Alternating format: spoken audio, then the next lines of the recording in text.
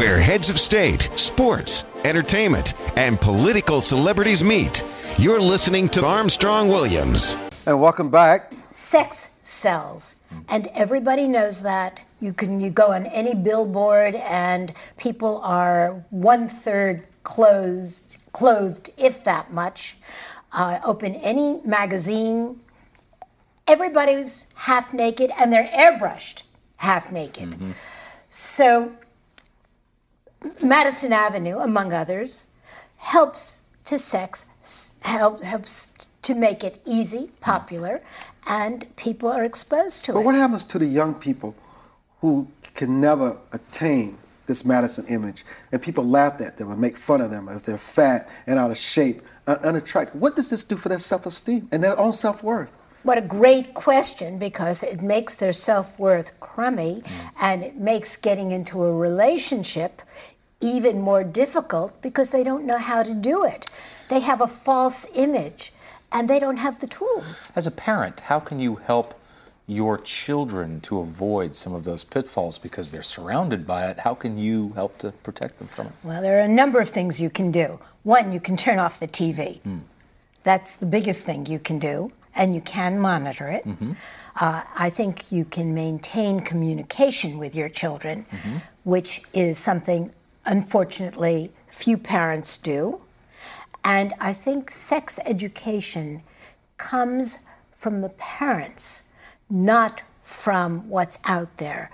If you're going to instill values in your children, you need to talk to them and not just be busy on your BlackBerry when your kid wants to ask a question. But so, you mean really have like an in-depth, I mean, I understand we all have the birds and bees conversations with our kids, you know where babies come from, but like a detailed conversation about sex, when do you have that? At what age can you have that conversation with your kids? I mean, you're never going to be comfortable as a parent having that one.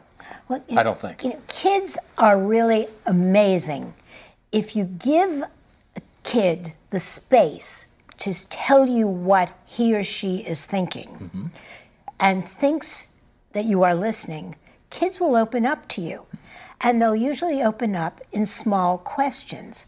And if you're a parent who doesn't feel comfortable listening, then you're not going to be very helpful to your kid. You're not going to hear the question. But I think one of the problems where David... Well said, David. Where David, as a parent, may feel uncomfortable in talking about sex with his children, the kids are not uncomfortable with it because they hear it all the time. It's no big deal. But Armstrong, what they hear is foul language, is they see sex in between a football. But that's why he needs to talk to them. You know, someone said on the show earlier, shows that we taped some time ago, a young woman said she wanted her father to talk to her about sex, not her mother. Is it important for fathers to have that conversation? You know, the presence of fathers, and this is so crucial, statistically actually shows that kids have, boys and girls, have better relationships when they grow up. The presence of a stable man makes a big difference in a home. Let me apologize before I ask this question, but I'm going to ask it.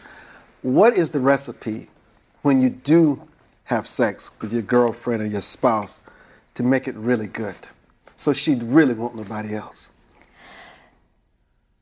I don't know if there's a single recipe, well, but I will tell you. Tell us. I will tell you a big secret. Here it comes. Most people make love the way they want to be made love to, and your partner is often a different creature entirely. So that's where communication comes in, and that's where either if you're too shy to talk, you can take somebody's hand, you can show them. People even caress the way they want to be caressed because that's what they know. So it's that old communication, whether it's physical or verbal or surprises, that keep it going. What has your husband done in his history to surprise you, to really get you at your stage excited? Because you've probably seen and heard it all. You know, you're asking me questions about me. I don't know that I should talk about my husband, even though he would love it. But I will tell you one thing he's done. I'll tell you. When I was in the middle of the book, which was, I was telling David that my husband thought, writing this book, wow, he was going to have a great time. And like any creative artist, I got very engulfed with the book. So one day he said, honey, let's go away for the weekend. And I said, what if I get an idea? And he said, we'll go 20 minutes away. So we live in D.C., and we went to a hotel in Alexandria, had a wonderful weekend, and I bless him for that. You know, sex is really a wonderful thing. It really is. People abuse it, they misuse it, they don't understand it, they don't know how to handle it, but it's just a beautiful gift. It's not only beautiful, Armstrong, but physiologically, we're meant to have it's healthy for you. Because it keeps, you don't want a car to get rusty. Look what happens to a rusty car. You've got to use it or lose it, and it impacts everything. Well, biologically, it's about procreation, but exactly. But God made it feel good, and eureka. Does it always feel good, though? Because some people have had the experience and found it to be miserable. No, of course it doesn't always feel good. That's why I'm in business. Why doesn't it always feel good? First of all, if you don't have, I keep using that communication word. If you don't have communication and you're not pleased with your partner, it's not going to feel good. And interestingly, your genitals probably won't work very well. Women's vaginas will get dry, penises will get limp, and people will not like it very much. So the trick, what age does that start happening? That can happen to a young man courting.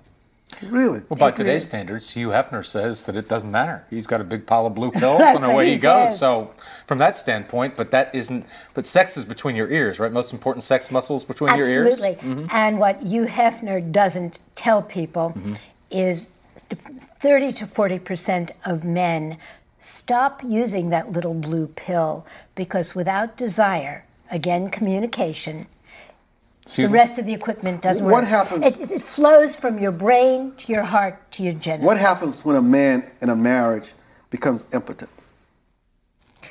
Well, first of all, you want to find out why. Often, impotency is a sign that there's something wrong in the marriage. What? You think so? Absolutely. That part of him. You think it's psychological? Sometimes. Oh. Sometimes. Really? Absolutely. It's a cue. The other thing, though, is if you're on any medication that interferes, which a lot of people don't, a lot of doctors don't know, antidepressants, diabetes, any of these are precursors to illness. So the first thing you want to do is get a good physiological workup. But best case scenario, all things being equal, and it just happens, and there's nothing you can do about it. What do you do to substitute for the fact that you can't? I don't believe in there's nothing you can do about it. I think that's why people like me are in business, and why doctors are in business, and I think by accepting the consequence, we give up the root, looking for the root cause. There are young people who have sarcoidosis, and that's a symptom of it. They're impotent. They just can't help it. There are cancers that make them that way, and there's nothing they can do. So then we go back to, and you're absolutely right, then we go back to the fact that sex is more than penetration. Okay. Is there such a thing as too much sex? Some people want to have 2 or 3 times a day. Should there be a time cap? Let's put it this way, Armstrong. If that's all you're doing and you're not living your life, one would wonder why. What do you have time for? Except if you're a teenage boy. Don't encourage them to get doctors. Don't encourage them. Look, if there's one thing in the final 30 seconds that we have left that a person could take from I think you're really getting very cool. Well, I think it's an important conversation for everybody. I mean, what would you like to leave the audience with? That the strongest aphrodisiac is between your brains, is between your ears. And desire is what makes sex go, and you have to work at desire. It doesn't happen automatically all the time, day in and day out, and year after year. Good day, everybody. Did you enjoy that? We certainly did. Thank you, doctor. Thank you. You're the cure. You're the cure. Doctor's orders. Yeah. Hello, everyone. This is Armstrong Williams on the right side. Don't curse, speak English. Virtuous society. I dare you to listen. Hey, turn it up. Hey. Armstrong, get on the right side. Armstrong, Elevate your mind. Armstrong, I'm Armstrong Williams on the right side. Yo, man, it's your boy K.O. And you're tuned in to the most conservative of our brothers. The Armstrong Williams Show. Please give me a break. Grow up.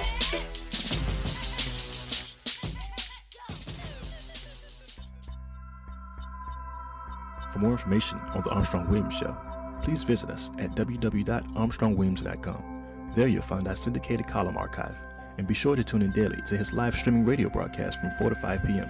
by clicking on Listen To. And don't forget, check out Armstrong's weekly column every Monday in the Washington Times, page A4. Armstrong is now on Facebook.